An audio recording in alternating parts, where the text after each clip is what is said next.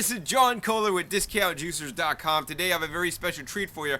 We're going to go over a common problem that happens to the vertical single auger style juicers. So this problem doesn't happen with necessarily one particular brand, but it is inherent in the design of the vertical single auger style machine. And we'll get into that in a second. First, I want to go ahead and introduce all the different vertical single auger style juicers I have. Over here on this side, we have the Coving's Silent Juicer. This is the latest and newest model of the vertical single auger style juicer. Over on this side, we have the Hurom Slow Juicer, and the Hurom Slow Juicer is actually one of the first vertical single auger style juicers released into the USA. And here in the middle, we have the Omega Vert 330 HD vertical single auger style juicer. So all these juicers are basically their vertical auger, and let me go ahead and show you how that works on the Omega Vert. Basically, here's the top, and how this auger style works is that there's an auger inside here. And what happens is when you put the produce into the machine, this auger is spinning around inside, and you can see it spinning around. What happens is you put the produce in, say my finger's the produce, this auger comes around and hits that produce, takes a little bite off, a little chunk off. And after it goes around, that chunk is then compressed into a smaller and smaller space in this auger until literally the juice is squeezed out of it. Once the juice is squeezed out, then what happens is the juice obviously is squeezed through these holes. It comes out, which then it runs out into the collection cup. And the pulp then must travel through this small little hole there. You see that? That's built into the screen.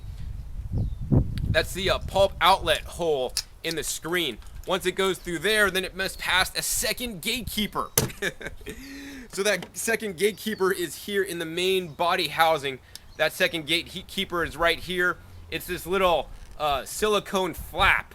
Now the responsibility of this flap is a very important one. What this flap does, it keeps the pulp inside the machine so that you'll get the highest extraction possible. Now this pulp flap works really well when you're juicing things like hard root vegetables such as carrots and beets, or it actually works fairly well on firmer fruits such as apples, and even things like cucumbers, which cucumbers are a fruit because they do contain seeds. So in my definition of fruit, a fruit is anything that has seeds. Even tomatoes, bell peppers can be fruits or are fruits by definition, although we classify them as vegetables. So this silicone flap keeps the produce in there as long as possible to get the maximum extraction and maximum yield. And that's why these style machines may get higher juice yields than other style machines. Plus, another benefit to this machine is that it runs at a low 80 RPMs or revolutions per minute. So the lower RPM in general, the higher the quality of the juice. Now, in hard vegetables and firm fruits, like we just talked about, this pulp flap is actually an asset because it keeps the pulp in there for a longer period of time so that you get the maximum juice yield. But in the case of something like leafy green vegetables, more specifically stringy leafy green vegetables, this can be a hindrance because what happens is on the stringy leafy green vegetables like celery, you know, the strands of celery that you get off the stalk that always get stuck in your teeth, those, because they're long and stringy and this pulp hole, you know, in the screen is very small, what can happen is that this pulp hole will get clogged with fiber.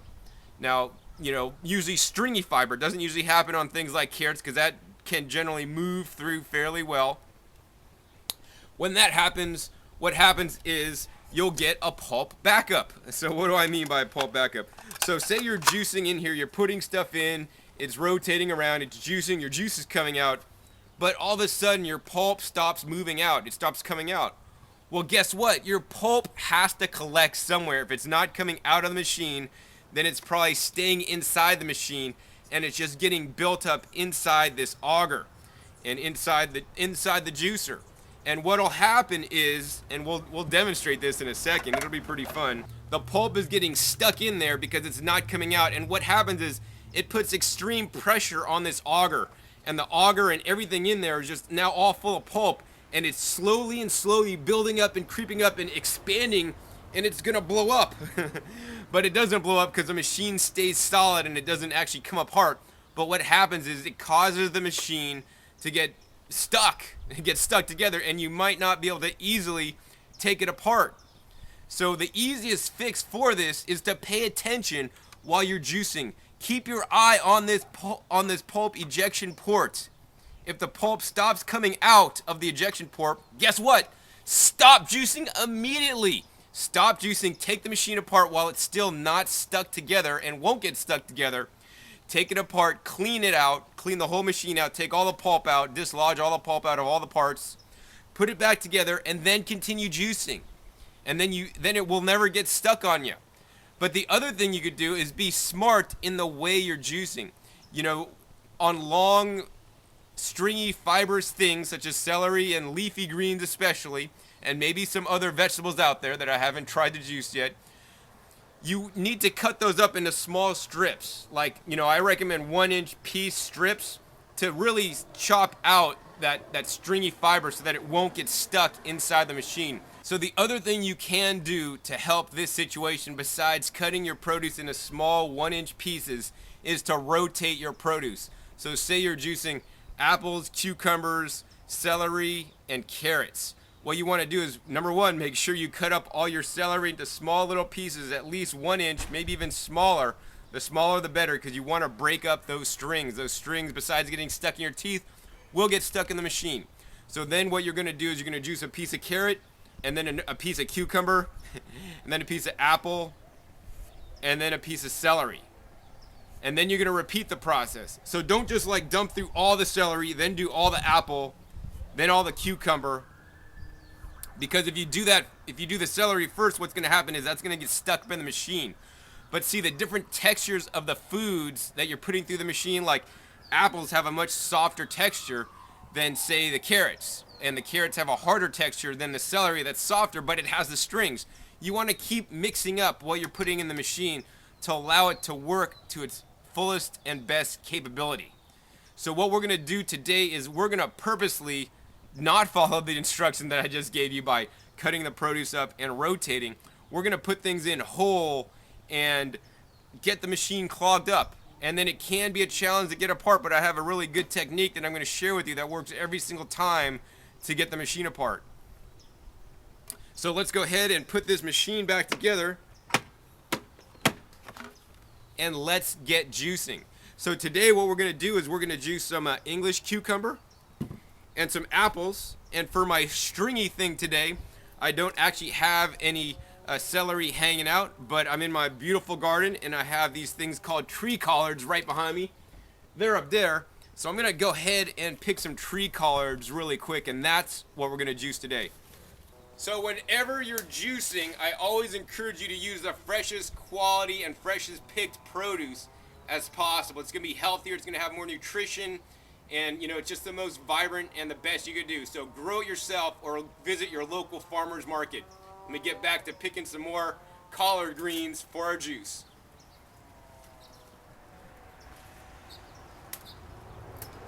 Alright, so I think I got enough collard greens now. We're going to come back over here. Now the other thing I want to say is that, you know, when you buy produce in the store, whether you live in California, New York, Florida, wherever, in most cases, you know, it was grown, the celery was probably grown in California, shipped across country to you. Now, do you know what farm that food came from, or do you know how that food was processed after it was harvested? Well, let me tell you, I've looked into it and I know, and that's one of the reasons why I grow my own food. Even organic food is processed after it's been picked. What normally happens is that the food is picked, it goes into these big trucks, and it's what's called hydro-cooled. So that means, oh, like hydro is water, cooled means cool, so it's water cooled. So what happens is they bring down the temperature of the produce to a real low temperature, like in the 30s. And basically what they say is this locks in the freshness, or what it also does is actually gives the produce legs. And in the industry, what that means is that it gives the produce shelf life so it won't go bad on its way to market and while it's sitting on the store shelves so that you can buy it. But what it also does, it really kind of like firms up all the cell structures and all the cellular structures, and it makes the produce actually not as tender. It makes it more hard and fibrous. The other thing that happens is as the produce is shipped across country or wherever you live, some of the moisture is evaporated out of the produce. And when that happens, what happens is, once again, the cell structure of the produce all gets firmer. So once again, this is fresh picked collard greens, and the cell structure, I mean, look at this. These collard greens are like really flexible and bendy. Look at that. I could bend that and it's not breaking. But if you do that with some collard greens or kale you bought in the store, look, I've like bent that into a really big U. It's not breaking. But if you did, see, it finally broke. But if you did that, by the time you get like that to the ones in the store, they'd break because they're not quite as flexible, because it's like rigor mortis is setting in to your vegetables before you're getting to eat them. So that can be another situation when you do get vegetables that are from the store and not fresh picked. There's a higher percentage chance of the juicer getting clogged up or stopped up because the cell walls, and it's just more fibrous.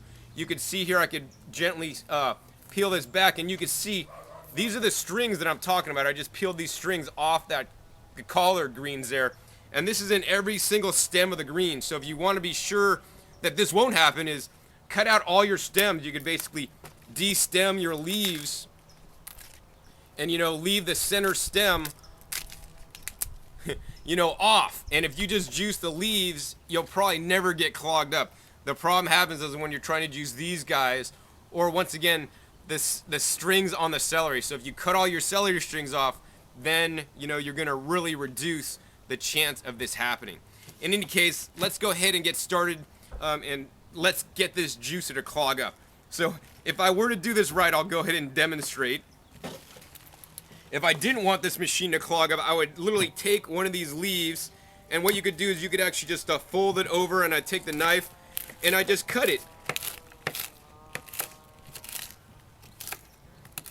into small little pieces. So I've cut up that whole stem into these small little chunks.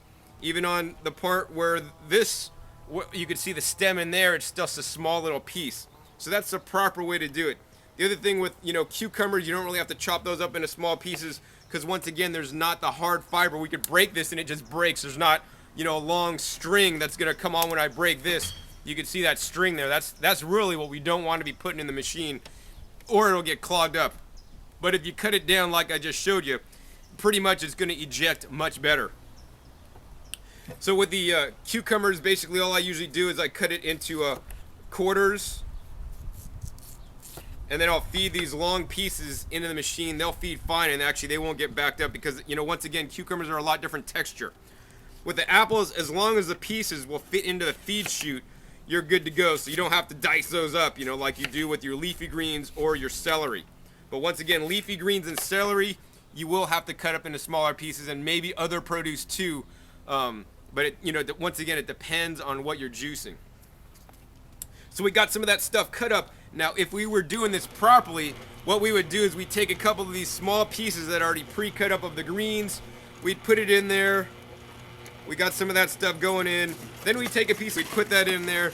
Then we take a piece of apple, put it in there. So you can see we kind of rotated what we just put in. Then, now we start over. We put some more pieces of greens in there. And you can see here, the pulp is now flowing out of the machine freely. When you put things in like the leafy greens, the pulp's not going to come out as fast, because guess what? There's not a whole lot of fiber in here to come out. But then if you follow it with an apple, you could really see once that starts to move through there, it really starts to come out a little bit quicker. So that's how you should do like all this stuff, just a little bit at a time, a little piece of everything at a time. And once again, cut it up, or better yet, de-stem like I just showed you. Now, to do this the wrong way, what we're going to do is we're just going to feed these in straight up without de-stemming it, and we're going to check, and see the pulp when it starts to stop up. So let's go ahead and just start putting this in there, and let's see if we get this machine to get stopped up. Now, once again, I don't recommend you juice in this fashion, because, once again, you're going to basically lessen the yield you get out, and your juicer is going to be very hard to take apart. So we are putting these leaves in here whole, and you can see the fiber coming out. Every once in a while, for fun, I will put an apple through, because if you just put straight leaves in, the Omega Vert or any of the other vertical single auger style juicers, you know, it doesn't handle straight greens that well. If you want to juice straight greens, I'd recommend a machine like the Omega 8004 or 8006. Those are called horizontal single auger style machines, and they are much more forgiving with leafy greens. They virtually don't ever get stopped up. Virtually, I have gotten it stocked up maybe once or twice, but they rarely get stopped up like this because, once again, they have a larger chute where the pulp comes out.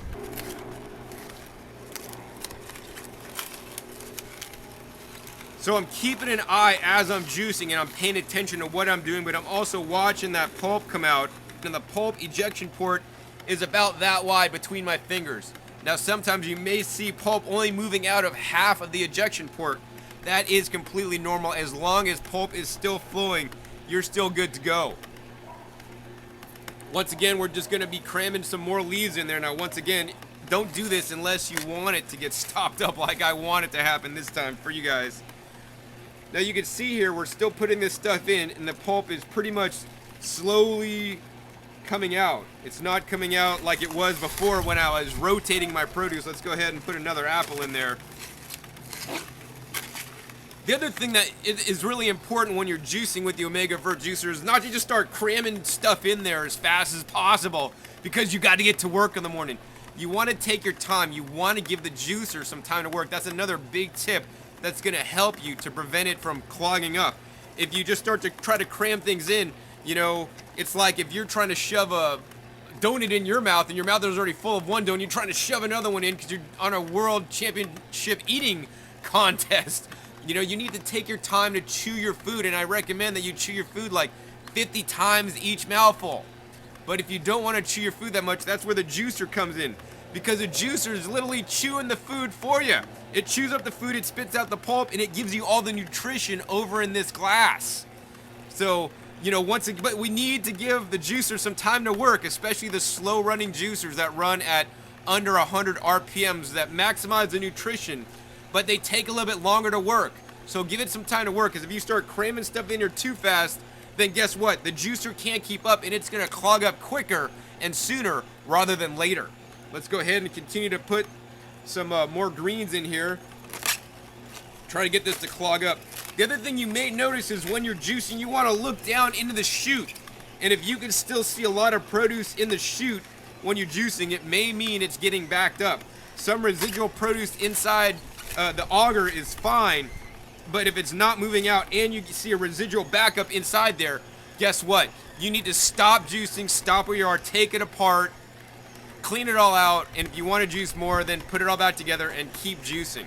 That's the easiest way to avoid the juicer getting stopped up on you. Now, I like to tell everybody that, you know, there are many different kinds of juicers on the market, and they all work a little bit differently. Some are better at juicing some things than others. The reason why I like the vertical single auger style machines is that they're pretty much good at juicing everything. Now, they're not excellent at juicing everything. I wish there was a juicer that did that cost under $100 to make my job a lot easier. Instead of making videos all day explaining all the juicers, I'd just say, buy that one, it's the best, it does everything. But you know what? There's no juicer that does the best, that does everything. Every juicer has its pros and its cons. So it's up to you to figure out what you want to juice and what you want to do with that juicer, and pick the juicer and select the juicer that's best going to meet your needs and juice what you want to juice. I like the Omega Vert style juicer because they run at a low RPM, so it gives you a high quality juice, and it handles most everything fairly well, and it is also fairly easy to clean. Of course, if you have special needs and you want to juice specific things, then, you know, say I want to juice a lot of ginger.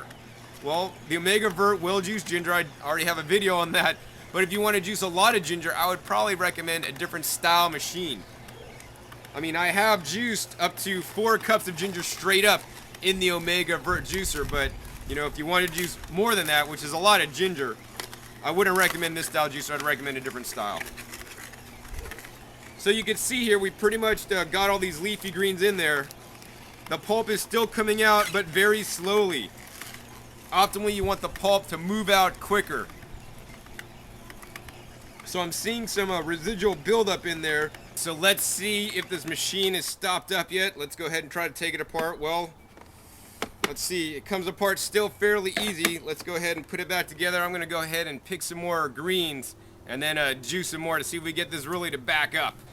Alright, so we got some more leafy greens. Let's see if we can get this machine to back up. You know, getting it to back up can be difficult, especially when you want to do it for the video.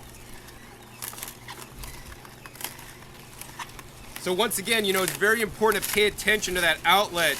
You know, and if pulp stops moving out, guess what? Stop juicing, take it apart immediately to clean it before you continue to juice any longer. Let's go ahead and let's really overload this machine. I was feeding one leaf in at a time, and one leaf in at a time doesn't really back it up. But you know what? Let's go ahead and put a whole bunch of leaves in at one time. Really back this machine up. So once again, this is not advised. Look at that. All these leaves in at once. Oh, see, now what happens is we overloaded the machine. We got to hit the backup, hit the reverse, then we'll go forward a little bit. Let's go ahead and try half of those. So once again, you don't want to really feed things in this quickly. And then the other thing you could do to really make the machine back up is start to use your pusher, because then you're going to feed it in faster than the machine could handle it.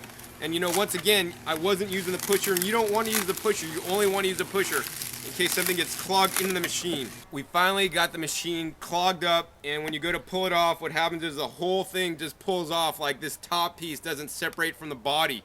And that can be a pain because it can be very difficult to remove, especially if you remove this and just start to try twerking on this and turning it. Unless you're a big bodybuilder guy, you're not gonna be able to get it free. And another indicator to show you that it's clogged up and you are over juicing or shoving things in too quickly and not paying attention is simply this. On the body of the juicer, you're going to see all this extra juice that's dripping down. Now, why does that happen? Well, that happens because you're overloading the machine like we were intentionally overloading it. And what happens is juice builds up in here so much that even though there's a silicone seal in there, it actually escapes through the silicone seal because, once again, if there's so much buildup, the juice has to go somewhere and it escapes out that seal. So one of the recommended things is you could put a little bit of cooking oil on that middle silicone seal, and that may help with it leaking to some extent. But that being said, the reason why it's leaking is because you're feeding things in too fast. Like I had to feed things in literally to get this stuck so that I could show you guys this. So once again, to get this unstuck when it is stuck, I mean, I'm twisting that and it's not coming apart. Instead of taking it off like this and trying to work with it like this, it's very difficult, too much, too hard. So you want to put it back on the machine, fully assemble it. You want to maybe gently hit the reverse button a couple times, and that'll basically get some of the tension off there. And then if that still doesn't work and you still aren't able to undo it, like I'm not able to do it, then what you're going to do, very important, you want to make sure your machine is unplugged. So I just unplugged the machine, and then you're going to actually sit down with the machine and take some time at it. So next I'm going to come around to the front of the table. I'm going to sit down and show you my technique for getting this open. So to unclog this machine, what you're going to want to do is you're going to sit on a chair, much like this, and sit all the way to the back of the chair, and you're going to put the machine between your legs. Basically what we're going to do is we're going to give yourself some leverage, because if this is on a counter at your waist height, you don't have a lot of leverage to turn it well to really get it unstuck. You know, and unless you're a bodybuilder, once again, you're not going to be able to get this unstuck that easily. So once again, we're going to put this between our legs, and we're going to lock our feet together. So I don't know if you can see my feet, but my feet crossed over and they're locked together. And now basically this machine is tight between my legs.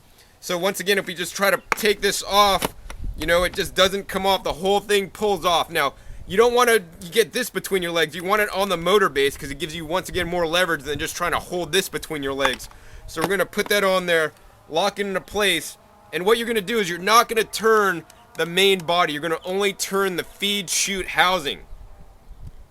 So once again, what you're going to do is put one hand on the feed chute, one hand up here, and you're just going to, as you're turning, you want to push down because, once again, there's forces working against you. All the pulp in there is clogging it up and pushing force up so that you can't actually take it apart. So you're going to push down while you're turning counterclockwise, and there you go. I got it unstuck, and you can see why it got stuck. There's all this extra residual pulp stuck in the machine that's pushing it up. In addition, you could see all this pulp stuck inside here in the auger, and that's because, I purposely was overfeeding it too quickly. Once you have this all unstuck, you could take this out and you're gonna see, where the pulp comes out in the ejection port. Usually that's clogged up and there's gonna be pulp underneath here where there actually shouldn't be any pulp, and that's once again because I was feeding it too quickly and not rotating my produce. So as you could see, we're finally able to get the machine apart. It really wasn't that difficult using the proper techniques. So in 100% of the time, I have always been able to get the machine apart after it's gotten stuck.